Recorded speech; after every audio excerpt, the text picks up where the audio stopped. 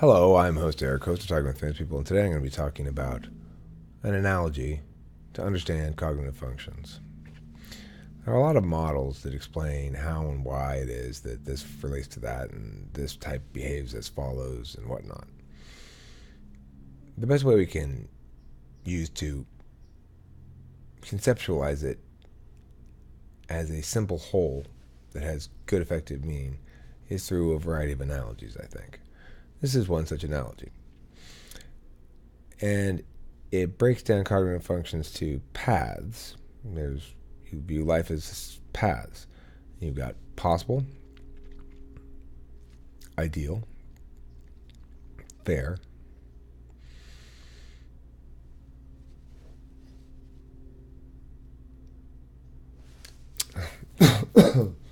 concrete,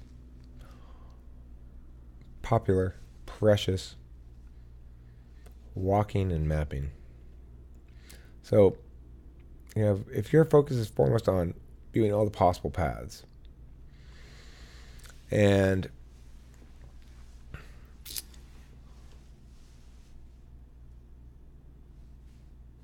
then evaluating them in terms of fairness, which means basically consistency, then you're an ENTP.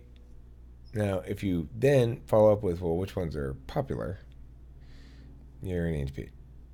And then mapping where you've gone, mapping your plans and stuff. That's SI. So, what am I not going to be good at? Well, look, I can see all the possible paths. I know I can see and balance them against one another effectively, according to fair criteria. I can, if you present to me, hey, look at this path. You know considerably less than I do, probably, unless you're another ENTP, about whether or not it can withstand scrutiny given all the other possibilities in the universe that we can think of. And generally speaking, I think it's fair to say that in such a context, ENTPs can think of the most possibilities. It makes it a challenge for other types to bring ideas before ENTPs, and we can be a little bit dismissive of them, and we can be a little bit uncaring in our crushing of dreams, I guess. And I'm sorry about that, to the extent that I do it. I try to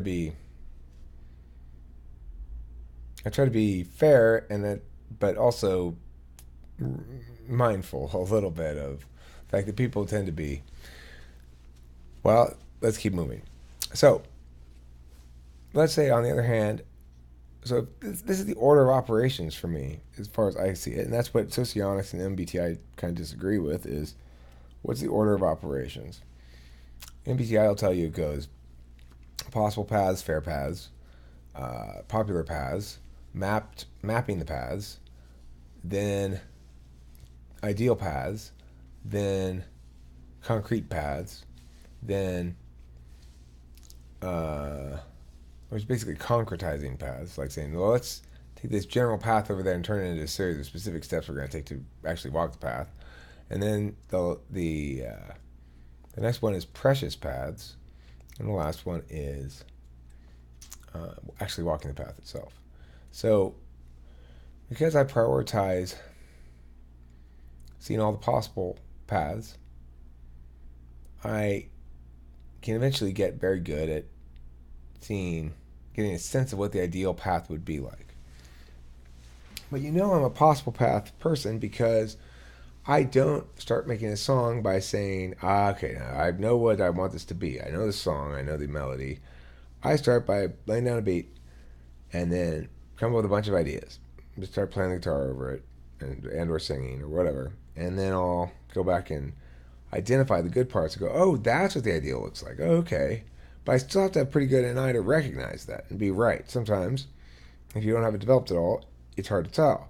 Sometimes, even if you do have it developed pretty well, like I think I do for music anyway, for my own music. And again, I want to stress this. When I'm talking about using an eye to know what's good in my own music, I'm saying compared to what's bad in my own music. I'm not making any claims about it being better than some other person's music, okay? I don't know about that. I don't like to talk about that or think about that, because what I do know is good enough, which is there's difference between my good stuff and my bad stuff according to me, and that tends to correlate with a truth that's outside of me in some sense, and that's what I want to seek. Now let's look to the next one. Because I second look to consistency between paths, in other words, check for logic stuff, then it's natural that I'm going to be also next being aware of, on the flip side of that, uh, what a concrete path is actually going to boil down to. So the difference between TE and TI is TINE sees possible paths and checks them to see if they're logically consistent with things unrelated to the path sometimes, but related to whether or not we ought to travel a given path anyway.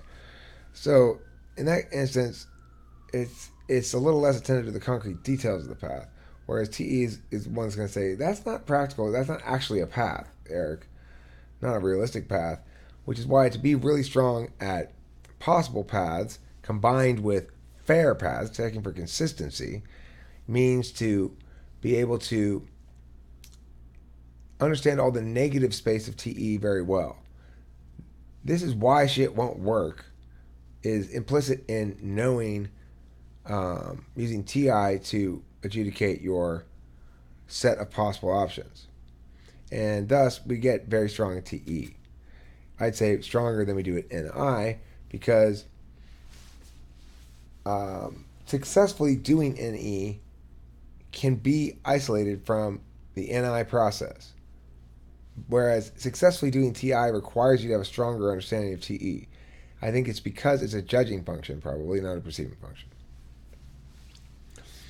So we've got this thing where we go, basically, know the possible paths, and then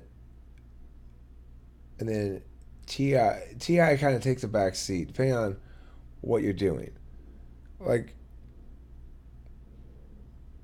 TI is always active there, referencing, for me, stuff not to do for certain reasons. So if I'm making a song, for example, I like to use this example because it's kind of politically neutral, you know.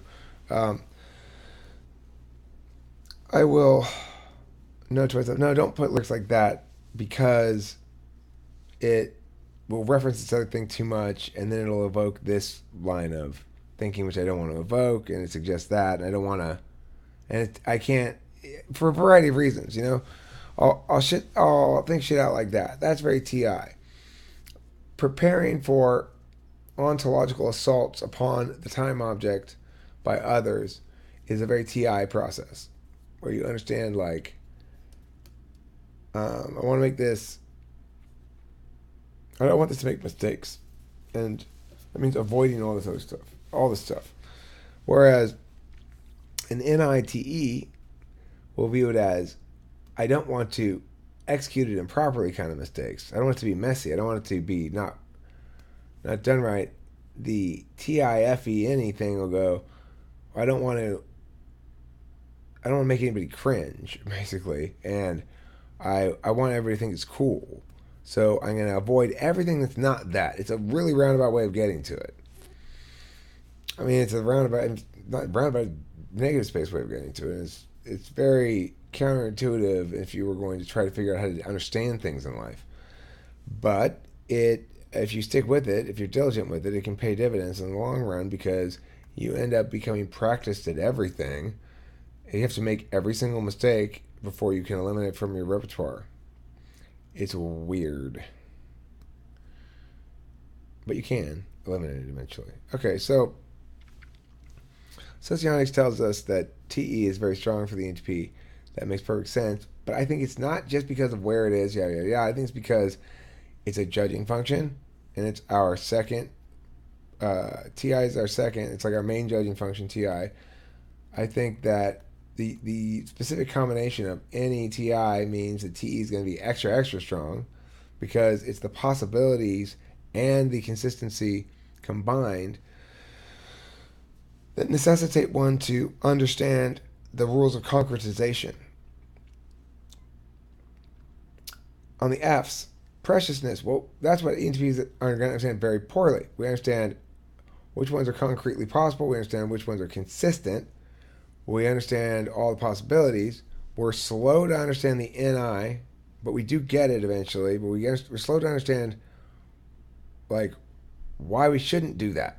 Everything you're saying is true, but at the end of the day, we really shouldn't do that, and here's why. And it's one simple reason, and it's like, oh, okay.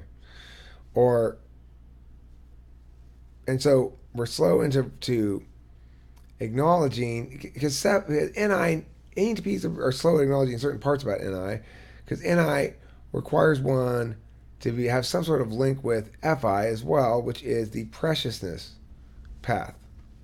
And it says, how do I know which paths are precious to me?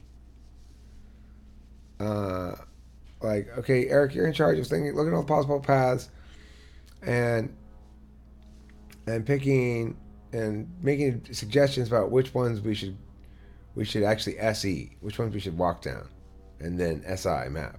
Because right now we're in the evaluatory phase. We're gonna see the possibilities. I want you to evaluate them for consistency and fairness, and that includes all concretization vectors, so we know whether we actually can concretize it or not. We'll have another TE person come in and do the actual concretization, but TI does pre-concretization better than TE, and bada bing, bada boom. And nobody remembers to include an INFJ to make sure that we didn't miss something important, right? TE doesn't even care, doesn't even check. They're just like, all right, let's execute the thing. This is a problem. If I've done my pre-TE right, TE doesn't bet shit for shit. So, there it goes. Right on the path. You forgot to put an INFJ in the evaluatory committee? Why? That's kind of dumb. Or an INTJ. Either way. You need an I in there. Because it turns out that path, I forgot to factor in that's got lava dripping down on people. It would be something dumber than that. It would be like, I didn't factor in that there's a part of the path is enclosed around by rock walls and the wagons can't fit through there. That would be the kind of mistake I'd put. Like, I just wouldn't notice the fact that the path got smaller there, and that it was. I just started thinking, that's still plenty big. People can fit through their horses. Fit through. I wouldn't think about the fact the wagons are actually like 6 inches too wide or something. It'd be that, right? And then the INTJ, INFJ would come in and say, are the wagons going to be able to fit through there? But and then we get down to the preciousness, though. The thing is, I was put in charge of this. It never occurred to me that I really, really, really, really wanted to go on path C, because that was going to pass right by my mom's house, and I'd get to see her finally after not being away for 6 months. And it had only, it didn't really have any major disadvantages. It just was kind of a boring path. It was kind of flat and it didn't have any interesting features in it. So I just discarded it, because why? Its most interesting feature was that it was extremely precious to me, and I don't consider that in my thing until dead last. And it's almost nothing that will flummox me so much that I have to get to dead last. I'll have this shit solved with any TI most of the time. FE's lending a helping hand there, saying, yeah, okay, it's sort of logical, but that person's going to hate you forever. like Candace just telling me, nobody's going to be your friend if you smell bad, Eric. I said, I don't smell bad when I go out in places. I just don't feel like taking a shower.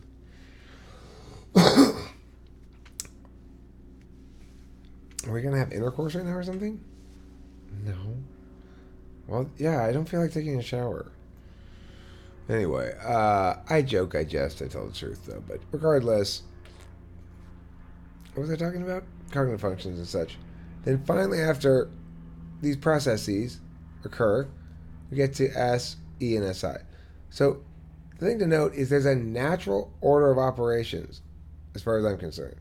The natural order of operations goes, for all of life, it goes N-E, T-I, N-I, T-E. No, it goes N-E, T-I, F-E, N-I. T-E. No. It goes N-E. That's how it should go. Okay. N-E-T-I. F-I. F-E. N-I. T-E-S-E-S-I. That's how it should go. Okay, that's how it should go. N-E-T-I. F-I. F-E. T-E. No, N-I-T-E-S-E-S-I. I'm going to say it again. N-E-T-I-F-I-F-E-N-I-T-E-S-E-S-I. That's the order. So in other words, it goes possibilities, fairness, preciousness, popularity, idealness, execution, idealness, deal breakerness. It's a two-folder. It gives you it's the final veto or go ahead. And then, so okay, if I can start over, goddamn. Possibilities, then fairness, then preciousness, then popularity, then idealness / deal breakeriness, then executioniness, then or concretization, and then walking, and then mapping. In that order. That's how it should go as order of operations of dealing with a life situation. If you have time, right?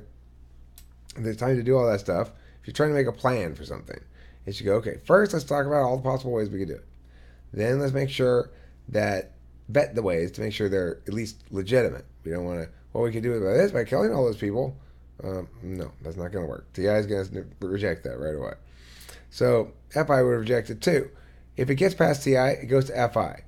If FI says, I don't care whatever else is going on, I feel really fucking awful about this and I'm going to do it. So good.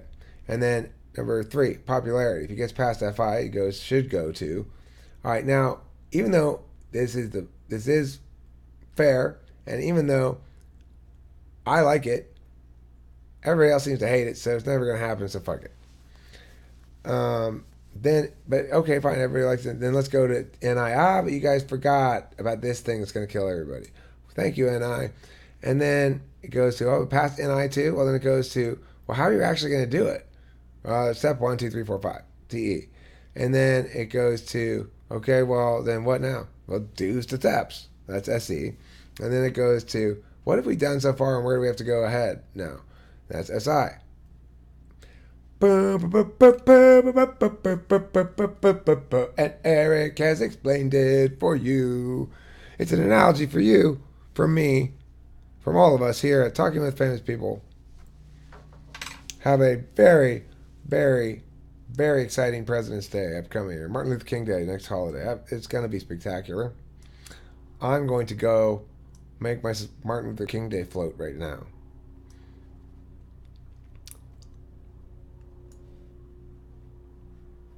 Right this second, Eric. Well, after I stop this.